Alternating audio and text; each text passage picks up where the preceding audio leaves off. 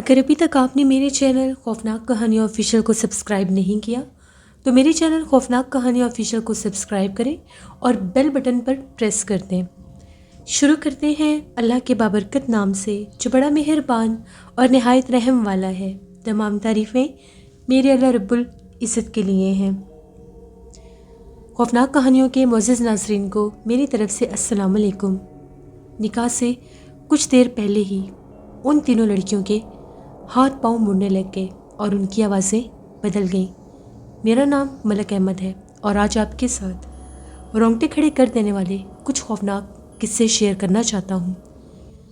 حیدرآباد کی 2 بہنیں اور ان کا ایک بھائی، ان تینوں بہن بھائیوں کا رشتہ اپنے چچا کے گھر طے ہو چکا تھا، یعنی تینوں بہن بھائیوں کا رشتہ اپنے چچا کے گھر 2 لڑکوں اور ایک لڑکی کے ساتھ طے ہو چکا تھا۔ جس دن ان تینوں کا نکاح تھا، ان کے چچا کی بیٹی اور ان دونوں بہنوں کے ہاتھ پاؤں مڑ گئے اور آوازیں بدل گئیں۔ سب حیران تھے کہ ایک دم سے یہ کیا ہو گیا ہے۔ کسی مولوی حضرات اور عامل حضرات کو بلایا گیا، جیسے کیسے کر کے نکاح کا عمل تو پورا ہو گیا، لیکن اس کے فوراً بعد ہی ان کی حالت اور بگڑنے لگ گئی۔ وہ عجیب و غریب زبانیں بولنے لگ گئیں۔ ان کی حالت بالکل بھی کنٹرول میں نہیں تھی۔ ان کو مختلف مخلوقات دکھائی دینے لگ گئیں۔ وہ لڑکیاں چلا کر کہہ رہی تھیں کہ ہم لوگوں کو جنات نظر آ رہے ہیں اور ہم لوگوں کو باقاعدہ ایک جادوگر بھی دکھائی دے رہا ہے، وہ بہت زیادہ بھیانک ہے اور وہ ہم لوگوں کے اوپر عمل کر رہا ہے۔ اب وہ تینوں لڑکیاں جو تھیں وہ بے بس ہو چکی تھیں۔ گھر والے جیسے بھی کرتے یہاں وہاں بھاگے، عاملوں کو بلایا، جتنا کر سکتے تھے کیا، لیکن کچھ بھی حاصل نہیں ہوا۔ جس جادوگر نے ان کے اوپر جنات کو بھیجا تھا وہ جادوگر کا بہت ماہر، بہت بڑا جادوگر تھا، اور اس کا یہ بھی دعویٰ تھا کہ ان تینوں لڑکیوں کو میں نہیں چھوڑوں گا۔ بالآخر تھک ہار کر سب بہت زیادہ پریشان ہو گئے، اور جب انسان ہر طرف سے مایوس ہو جاتا ہے تو اللہ کا ہی در اسے نظر آتا ہے۔ پیارے آقا کے صدقے اللہ سے انہوں نے مدد مانگی تو ان لوگوں کے ذہن میں آیا کہ کیوں نہ ہم لوگ اپنے پیر صاحب کے پاس جائیں، انشاءاللہ وہ ہمیں ضرور اس مسئلے سے نکال لیں گے۔ تو جیسے ہی ان کے اکلوتے بھائی اور ان کی جو بہنوں کے شوہر تھے، یعنی تینوں مرد اس گھر کے، ان پیر صاحب کے پاس جانے لگے تو ان تینوں لڑکیوں نے چلانا شروع کر دیا اور یہ کہا کہ مت جاؤ، وہ جن ہمیں بہت زیادہ اذیت دے رہے ہیں، وہ ہمیں بار بار کہہ رہے ہیں کہ ہم تمہیں جادوگر کے ذریعے اور جادو کے ذریعے، اس کالے عمل کے ذریعے مار دیں گے، تم لوگ مت جاؤ، واپس آ جاؤ۔ یہاں تک کہ وہ جنات ان کو سب کچھ دکھا رہے تھے اور ان کے سامنے وہ سب کچھ ایسے ظاہر ہو رہا تھا کہ جس طرح سے کوئی تصویر چل رہی ہو۔ یہاں تک کہ ان کو اپنے بھائی اور وہ سب بیٹھتے ہوئے گاڑی میں دکھائی دے رہے تھے۔ وہ سمجھ نہیں پا رہی تھیں کہ آخر یہ ہو کیا رہا ہے۔ وہ بہت زیادہ خوف زدہ تھیں، چلا رہی تھیں مت جاؤ، اور وہ جو تینوں لڑکے تھے ان کے کانوں میں بھی ان کی آوازیں گونج رہی تھیں، کیونکہ یہ سب کچھ جنات کر رہے تھے جو ان کی آوازوں میں بول رہے تھے، اور یہاں پر گھر بیٹھی ان لڑکیوں کو وہ سب کچھ دکھا رہے تھے۔ ان لوگوں نے کسی بات کی بھی پرواہ نہیں کی اور یہ کہا کہ موت تو برحق ہے، آنی ہی ہے، لیکن اس عذاب سے ہمیں صرف پیر صاحب ہی بچا سکتے ہیں۔ جیسے کیسے کر کے وہ پیر صاحب کے آستانے تک پہنچ گئے۔ وہاں پر جا کر وہ لوگ ایک لائن میں لگ گئے۔ اس کے بعد تب بھی ان کے کانوں میں وہ چیخ رہی تھیں، چلا رہی تھیں، وہ آوازیں گونج رہی تھیں، لائن سے واپس ہٹ جاؤ، مت جاؤ پیر صاحب کے پاس، یہ جنات ہمیں مار رہے ہیں، ہمیں اذیت دے رہے ہیں۔ لیکن وہ پرعزم تھے۔ ان لوگوں نے یہ کہا کہ ہم لوگ ضرور جائیں گے اور آج اس جادوگر کو اس کے منہ کی کھانی پڑے گی۔ جیسے ان کی باری آئی، پیر صاحب کی خدمت میں وہ جب حاضر ہوئے تو ان سے اپنی ساری رودات سنائی، رو رو کر اپنے حال بیان کیے کہ یہ ہمارے حالات ہوئے ہیں 3-4 دنوں سے۔ ان پیر صاحب نے پڑھائی کی تو انہوں نے یہ کہا کہ اللہ کے فضل و کرم سے انشاءاللہ پیارے حبیب کے صدقے یہ مصیبت بھی ٹل جائے گی۔ انہوں نے ان لوگوں کو ایک وظیفہ دیا اور ایک مٹی دم کر کے دی اور یہ کہا کہ یہ مٹی لے جاؤ، اس کو 3 برابر حصوں میں بانٹ لو اور تینوں لڑکیوں کے چہروں کے آگے جا کر اس کی دھول اڑا دینا اور یہ وظیفہ مسلسل سارے راستے پڑھتے جانا۔ میں بھی یہاں سے پیچھے پڑھائی کر رہا ہوں۔ وہ لوگ وہاں سے واپس آئے، جیسے گھر پہنچے وہ مٹی بانٹ لی گئی اور جس کا جو شوہر تھا وہ اس عورت کے سامنے کھڑا ہو گیا اور ان لوگوں نے وہ وظیفہ پڑھتے پڑھتے फ़ौरन से वो धूल वो मिट्टी उनके चेहरों की तरफ उड़ा दी तो वो चीखने चिल्लाने लग गईं। उनके ऊपर जिन गैर मरी मखलूक़ात, जिन खबीस जिन्नात का बसेरा था, वो जलकर भस्म हो गए और उस जादूगर के जितने भी चेले जिन्नात थे वो भी भाग गए। और वो जादूगर बादिया सा जब उन लोगों को पता चला कि वो जादूगर कौन था, क्योंकि लड़कियों ने निशानदेही कर दी थी, कहा यह जाता है कि वो हॉस्पिटल में था, उसके ऊपर उस अमल के तोड़ का ये असर हुआ कि वो जहन्नुम विसाल हो गया। इसी तरह से मेरे दादाजी, जैसे कि मैंने पहले बताया, बहुत बहादुर इंसान थे। मेरे चचा बताते हैं 1963 की बात है, जब दादाजी एक बैलगाड़ी पर बहावलपुर से दूर रास्ते में एक गांव आता था, वाही हुसैन, वहाँ से गुजर रहे थे। वहाँ का एक बहुत कदीम और बड़ा कब्रिस्तान था। वो कब्रिस्तान बिल्कुल हाईवे पर ही था और वो बहुत ज़्यादा आसेब ज़दा कब्रिस्तान था।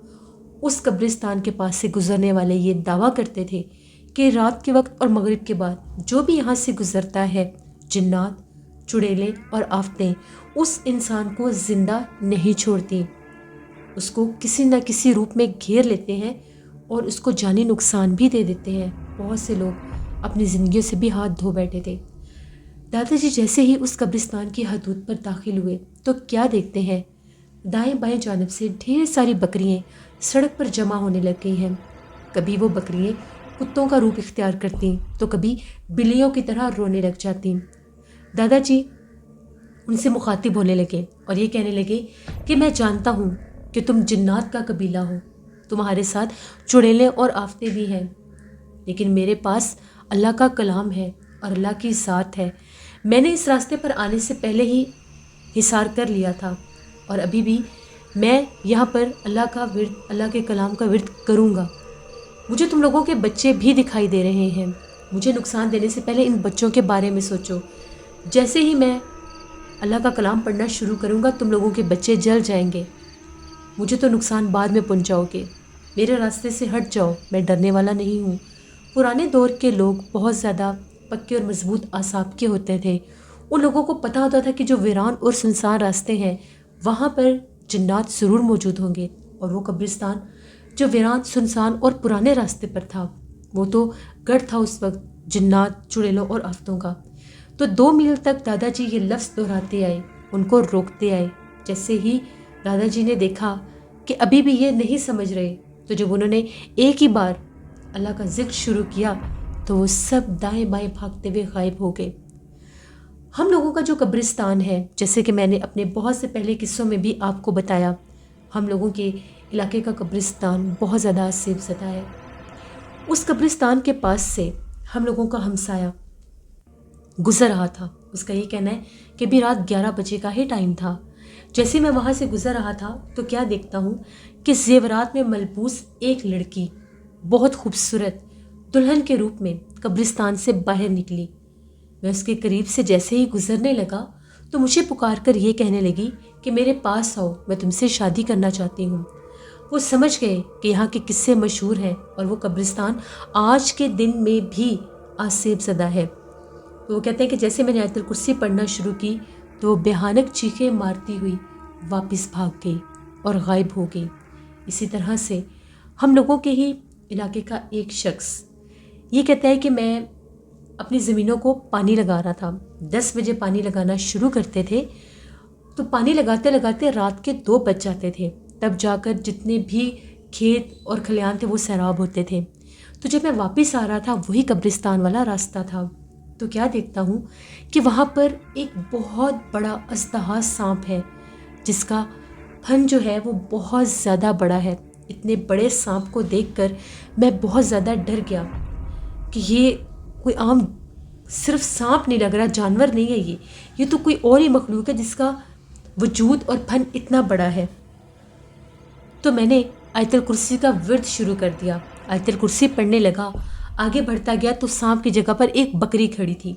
मैंने सोचा कि आज इसका भी बंदोबस्त करता हूँ। मैंने उसको दोनों कानों से पकड़कर खींचना शुरू कर दिया।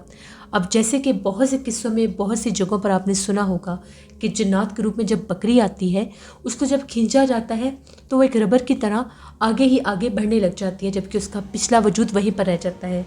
ایسا ہی ہوا، وہ بھی بڑھتی جا رہی تھی اور بھیانک آوازیں نکال رہی تھی۔ میں نے اس کے کان نہیں چھوڑے۔ اسی وقت میں نے اپنے پیر صاحب کو فون ملایا اور پیر صاحب کو یہ کہا کہ میں نے ایک مخلوق کو پکڑا ہے، اس کا وجود بھی ویسے ہی بڑھتا جا رہا ہے اور اس کے کان ابھی بھی میرے ہاتھ میں ہیں، بتائیں اب میں کیا کروں، اس کو چھوڑوں یا کس طرح سے یہاں سے جاؤں؟ تو ان کا یہ کہنا تھا تم نے بہت بڑی غلطی کی ہے، جب تمہیں پتہ چل گیا تھا کہ وہ سانپ کوئی اور مخلوق ہے تو تمہیں چپ چاپ وہاں سے یا تو پیچھے ہٹ جانا چاہیے تھا یا اس کے پاس سے خاموشی سے اللہ کا ذکر کرتے گزر جاتے۔ اب تم نے اس کو پکڑ لیا ہے، ایک خاص ورد انہوں نے بتایا اور یہ کہا کہ اس خاص ورد کو پڑھتے جاؤ اور اس کو چھوڑنا شروع کر دو اور پیچھے پلٹ کر مت دیکھنا اور ایک دم مت چھوڑنا، آہستہ آہستہ اپنے ہاتھ کی گرپ آہستہ کرتے جانا اور اس کے کانوں کو چھوڑ دو اور 41 دن تک اس راستے سے مت گزرنا، کیونکہ یہ دوبارہ کسی بھی روپ میں تم پر حملہ آور ہو کر تمہیں نقصان پہنچائے گی۔ پھر اس نے ایسا ہی کیا، تو جیسے ہی اس نے آہستہ آہستہ سے وہ ورد کرتے کرتے اس کو چھوڑا تو چیخو پکار شروع ہو چکے تھے۔ 41 دن وہ شخص دوبارہ اس راستے سے نہیں گزرا۔ یہ وہی قبرستان ہے جس کا یہ ایک درخت آپ دیکھ رہے ہیں۔ یہ جو درخت ہے یہ قریب 200 سے 250 سال پرانا درخت ہے، آج بھی اس قبرستان میں موجود ہے اور کہا یہ جاتا ہے کہ یہ درخت بھی جنات کا مسکن ہے اور وہ قبرستان بھی، بہت سے آسیب آج بھی وہاں پر پائے جاتے ہیں۔ ایک ایسا شخص جو سنی سنائی باتوں میں آ کر عامل بن گیا، جس طرح سے اکثر لوگ چند چیزیں پڑھ لیتے ہیں اور خود کو عامل سمجھ بیٹھتے ہیں اور بہت سے لوگوں کو تعویذات دیکھ دیکھ کر لکھ کر دینا شروع کر دیتے ہیں، ایسے ہی ایک شخص تھا، خود کو عامل کہتا تھا اور لوگوں کو دم بھی کرنا شروع کر دیے، یہاں تک کہ اس نے کسی ایک شخص کو کچھ تعویذات بھی دے دیے۔ جیسے وہ تعویذ ایک شخص کو دیتا گیا، اسی دن اس کی چھوٹی سی بچی تھی، اس کی حالت خراب ہو گئی۔ تقریباً 7-8 سال کی وہ بچی عجیب و غریب زبانیں بولنے لگ گئی، کبھی فارسی، کبھی انگریزی، کبھی عربی تو کبھی کوئی زبان، اور عجیب و غریب طرح سے کبھی اچھلنے لگتی تو کبھی کچھ کرنے لگتی۔ سب گھر والوں نے یہ کہا تم تو لوگوں کا علاج کرتے ہو، اس کو بھی ٹھیک کرو، تمہاری اپنی بیٹی کو پتہ نہیں کیا ہو گیا ہے۔ تو اس نے یہ کہا کہ میں نہیں جانتا کہ اس کو کیسے کنٹرول کرنا ہے، میں تو بس دیکھ دیکھ کر یہ کام کرتا ہوں۔ خاندان والے اکٹھے ہو گئے، لوگوں نے بھاگ دوڑ کی تو ایک ایسے صاحب علم کا پتہ چلا جو اصل عامل تھے، جن کے پاس اللہ کی طرف سے وہ روحانیت بھی تھی اور اجازت بھی تھی۔ جب وہ آئی، انہوں نے جب دم درود کیا، پڑھائی کی، تو ان کا یہ کہنا تھا کہ اس شخص نے کسی ایسے آدمی کو کوئی تعویذ دیا ہے جس کے اوپر جن تھا، تو وہ جن اس کو چھوڑ کر اس کی بیٹی کے پیچھے لگ گیا ہے اور وہی اس کا یہ حال کر رہا ہے۔ پھر انہوں نے باقاعدہ عمل کے ذریعے اس بچی سے اس مخلوق کو ہٹایا اور اس کو منع کیا گیا کہ دوبارہ ایسا کوئی عمل مت کرنا جس کی نہ تو تمہارے پاس اجازت ہو اور نہ ہی تمہیں پتہ ہو کہ اس کا کیا علاج ہو سکتا ہے۔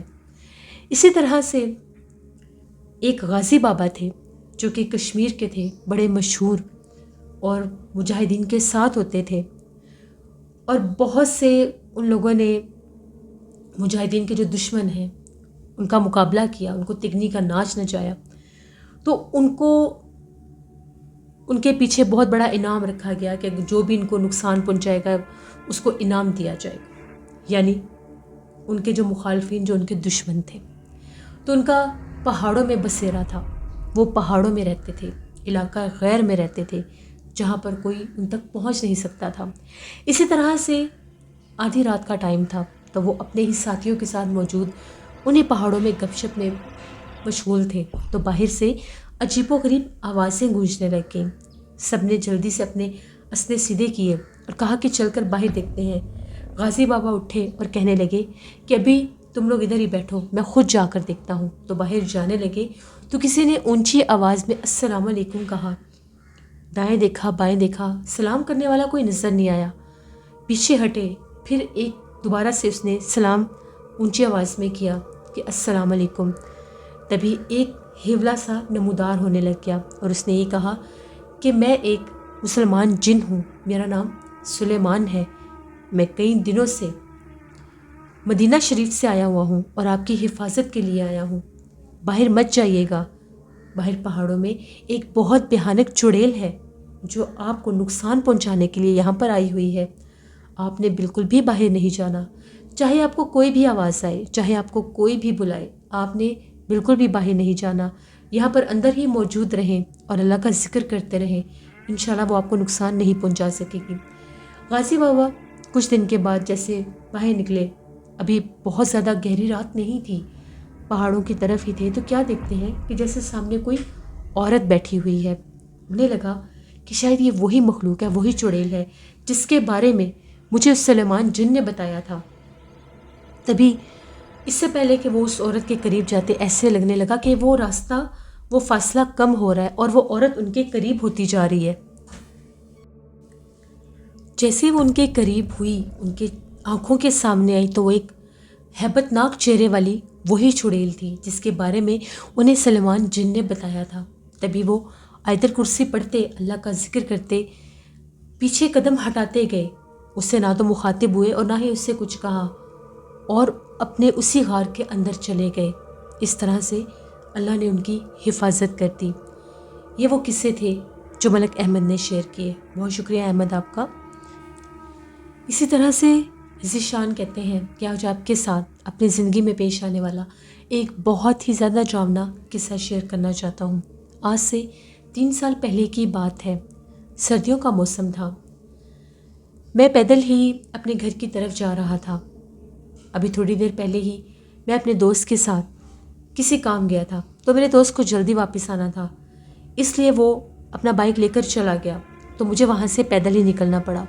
میرا اندازہ یہ تھا کہ مجھے باہر سڑک پر کوئی آٹو رکشہ یا کوئی سواری تو مل ہی جائے گی، لیکن دیر ہونے کی وجہ سے مجھے نہ تو وہاں پر کوئی آٹو رکشہ دکھائی دیا اور نہ ہی کوئی اور سواری ملی۔ مجبوری کے تحت مجھے پیدل ہی گھر کی طرف آنا تھا۔ مین روڈ سے جاتے جاتے مجھے کافی زیادہ ٹائم لگ رہا تھا اور ٹھنڈ بھی بہت زیادہ ہو رہی تھی، تو میں نے سوچا کہ میں شارٹ کٹ راستے سے چلا جاتا ہوں۔ اب وہ پورا ایک علاقہ تھا، آبادی تھی، گھر تھے وہاں پر، اسی علاقے اور آبادی کے بالکل بیچوں بیچ درمیان میں جہاں پر مین سڑکیں تھیں، وہاں پر ایک قبرستان بھی پڑتا تھا۔ اس قبرستان کو کراس کر کے جیسے ہی میں نے جانا تھا تو میرے گھر کا علاقہ شروع ہو جانا تھا۔ اس قبرستان کے بارے میں بھی بہت سے قصے کہانیاں مشہور تھے کہ وہاں پر بھی اکثر عجیب و غریب مخلوقات کو دیکھا گیا ہے جو رات کے وقت اس قبرستان کے پاس دکھائی دیتی ہیں، نظر آتی ہیں، لیکن آج تک ایسا کبھی کوئی بھی حادثہ میرے ساتھ نہیں ہوا تھا۔ میں آرام سے چلتا چلتا اس قبرستان کے پاس سے گزرنے لگا، تو جیسے ہی میں اس قبرستان کے پاس سے ابھی گزر ہی رہا تھا، میں نے بھی اس کا دروازہ ہی کراس کیا تھا، تو مجھے ایسا لگنے لگا کہ جس طرح سے باقاعدہ کوئی میرے ساتھ ہے، یعنی نہ تو قدموں کی آہٹ تھی اور نہ ہی کوئی وجود تھا، لیکن ایک احساس تھا۔ مجھے ایسا لگا کہ جیسے میرے وجود کے ساتھ، میرے جسم کے ساتھ کوئی ٹکرایا ہے، جیسے کوئی آر پار ہو جاتا ہے۔ میں نے پیچھے پلٹ کر دیکھا تو کوئی بھی نہیں تھا، مجھے لگا میرا وہم ہے، ایک خوف طاری ہو گیا میرے اوپر۔ دوبارہ پیچھے دیکھا، کچھ جب دکھائی نہیں دیا تو پھر سیدھا چلنے لگ گیا۔ جس جگہ پر قبرستان کا کونا تھا، میری نظر پڑی تو کیا دیکھتا ہوں، وہ بہت لمبی تھی، اس کا قد بہت اونچا تھا، ایک عورت نما مخلوق کھڑی تھی، سیاہ لباس میں، بہت اونچے قد کی۔ اس کو دیکھ کر میں بہت زیادہ خوف زدہ ہو گیا، میں ڈر گیا، اتنی ہمت نہیں تھی کہ میں اس کو کراس کر سکتا۔ دیکھتے ہی دیکھتے وہ اور لمبی سے لمبی ہوتی جا رہی تھی، یہاں تک کہ قبرستان میں موجود درختوں سے بھی اونچی ہوتی جا رہی تھی۔ میں وہیں سے پیچھے ہٹتا گیا، ہٹتا ہٹتا میں نے قرآن پاک کی آیات پڑھنا شروع کر دی، آیت کرسی پڑھنا شروع کر دی اور اس قبرستان سے پیچھے بھاگ گیا۔ ابھی میں سڑک کے درمیان میں ہی تھا کہ مجھے باقاعدہ آگ کے شعلے دکھائی دیے جو آسمان کی طرف جا رہے تھے اور وہ مخلوق غائب ہو گئی۔ میں اس حد تک خوف زدہ ہوا کہ میرے میں ہمت ہی نہیں ہوئی کہ میں دوبارہ اس راستے سے گزر سکوں۔ جیسے کیسے کر کے میں پھر واپس اسی راستے پر آیا، وہاں پر پہنچا تو ایک موٹر سائیکل پر شخص جا رہا تھا۔ میں نے اس کو روکا کیونکہ میں سڑک پر بھاگتے ہوئے جا رہا تھا۔ وہ بھی رک گیا کہ پتہ نہیں اس آدمی کے ساتھ کیا ماجرا ہے۔ میں نے اسے ساری بات بتائی، اس سے مدد مانگی تو اس نے میری مدد کی اور مجھے یہ کہا کہ وہ مجھے اپنے بائک پر چھوڑ دے گا۔ جیسے ہم لوگوں کے علاقے میں وہ داخل ہوا، میں نے اسے ساری بات بتائی کہ ایسے ایسے راستے میں میرے ساتھ ہوا تھا۔